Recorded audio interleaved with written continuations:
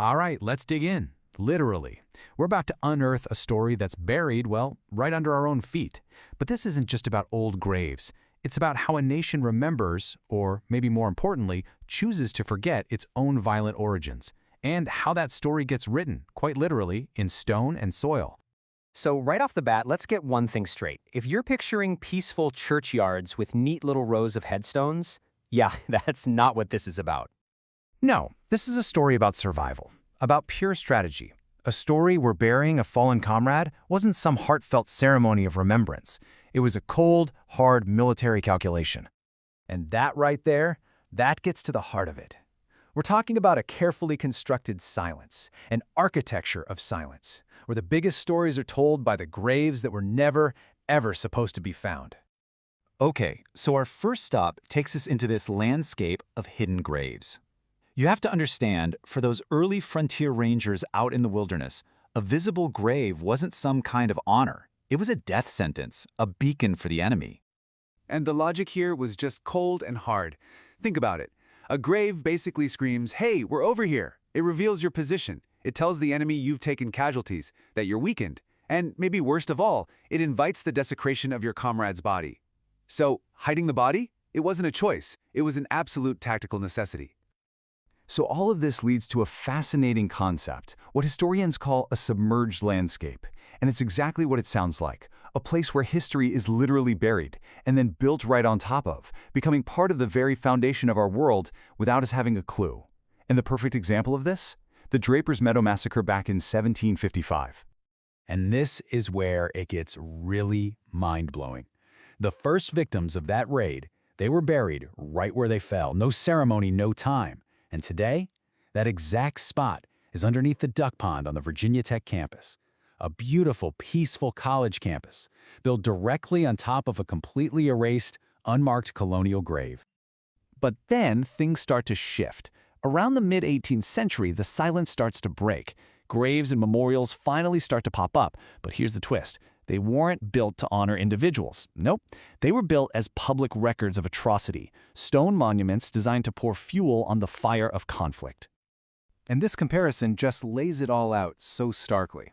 On one hand, you've got the Enoch Brown monument. It marks the graves of a schoolmaster and his students killed by Lenape warriors. That monument became political fuel, a rallying cry for revenge. But then you have the Gnadenhutten monument. It marks a mass grave of 96 peaceful Christian Lenape killed by Pennsylvania militia. It's a monument to their own side's atrocity, a public confession carved in stone. You see, 2 massacres, 2 monuments telling 2 completely opposite stories.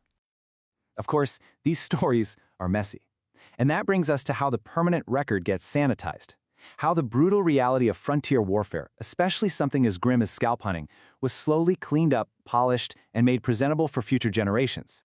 So you might see this phrase, "killed by Indians," on an old headstone and think, wow, that's blunt. But you have to realize that wasn't just an expression of grief. It was a legal term, a specific official cause of death used in probate court to settle an estate or get a land grant for the soldier's family. It was basically a legal document carved in stone.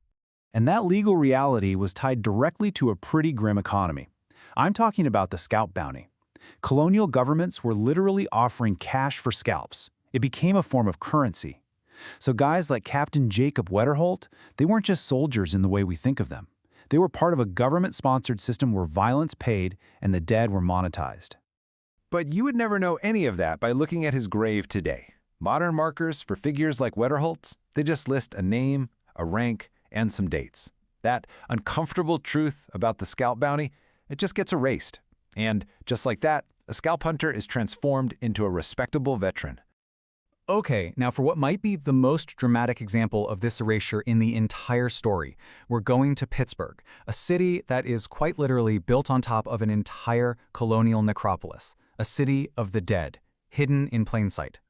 So back in the day, during the French and Indian War and Pontiac's War, Fort Pitt was a huge deal, a major outpost.